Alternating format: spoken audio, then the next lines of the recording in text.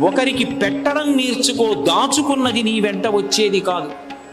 నరసింహశతక కర్తే ఒక మాట అంటాడు, తల్లి గర్భము నుండి ధనము తేడెవ్వడు, వెళ్ళిపోయడినాడు వెంటరాదు, లక్షాధికారైన లవణమన్నమే కాని మిరుగు బంగారంబు మింగబోడు, విత్తమార్జన చేసి విర్రవీగుట కాని కూడబెట్టిన సొమ్ము కుడువలీడు, కుందుగామరుగైన భూమి లోపల పెట్టి దాన ధర్మము లేక దాచి దాచి తుదకు దొంగలకిత్తురో దొరలకవునో, తేనెజుంటీ గలీయవా తెరువరులకు, భూషణ వికాస శ్రీధర్మపుర నివాస దుష్ట సంహార నరసింహ దురిత దూరా.